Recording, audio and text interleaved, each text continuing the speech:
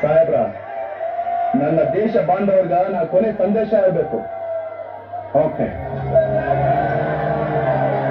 ಅಂತಂದಿರ, ಅತ್ತಂಗಿರ, ತಂದೆ ತಾಯಂದಿರ, ನಿಮ್ಮ ಅಭಿಮಾನಕ್ಕ ನಾ ಕೈ ಜೋಡಿಸ್ತೀನಿ.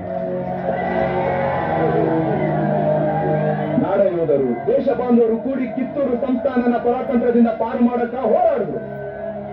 ಆದ್ರ ತಾಯಿ ತಾನೆತ್ತ ಮಕ್ಕಳಿಗೆ ವಿಷ ಉಣಿಸುವಂಗ ನಮ್ಮ ಮಂದಿ ನಮ್ಗ ಮೋಸ ಮಾಡಿದ್ರು. ಹೋರಾಟಾಗ ಎಷ್ಟೋ ಮಂದಿ ಜೀವ ಬಿಟ್ರು, ಎಷ್ಟೋ ಮಂದಿ ಸೇರೆ ಆದ್ರು. ನಮ್ಗೆ ಗಲ್ ಶಿಕ್ಷೆ ಜಾರಿ ಮಾಡಿ ಊರ್ ತುಂಬಾ ಮೆರವಣಿಗೆ ಮಾಡಿಸಿದ್ರು ಮಸಾಲೆ ಮಾರಕ್ ಬಂದಿ ಪರದೇಸಿ ನಾಯಿಗಳು. ಎದಕ್ಕ?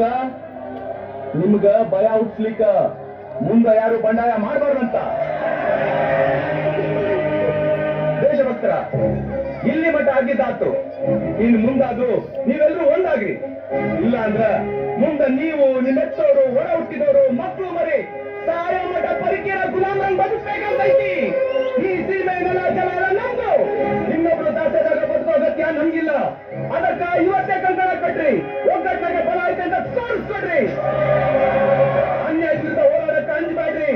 ಒಂದಾಗಿ ಬಂದಿರೋ ಬಿಳಿ ನಾಯಿಗಳನ್ನ ಬಡ್ದೋಡಿಸ್ರಿ. ಕಿತ್ತೂರಿನ ಸ್ವತಂತ್ರ ಮಾಡ್ರಿ. ನೀವು ಚತ್ತ ಮೇಲೆ ಕಿತ್ತೂರು ಸ್ವಾತಂತ್ರ್ಯವಾಗಲು ಸಾಧ್ಯವೇ ಇಲ್ಲ. ಮುಚ್ಚೋ ಬಾಯಿ. ಇವತ್ತು ಒಬ್ಬ ರಾಯ ಸತ್ರೆ ಮುಗಿತು ಅಂತ ತಿಳಿಬರು ಆರೋಗ್ಯರಿ. ಮುಂದ ಈ ದೇಶದಾಗ ಮನಿ ಮನಿಗೂ ದೇಶಾಭಿಮಾನಿ ಮಕ್ಕಳು ಇರ್ತಾರ. ನಿಮ್ಮನ್ನ ಬೆನ್ನಟ್ಟಿ ಹುಚ್ಚು ನಾಯಿ ಬಡ್ದಂಗ ಬಡಿತಾರ.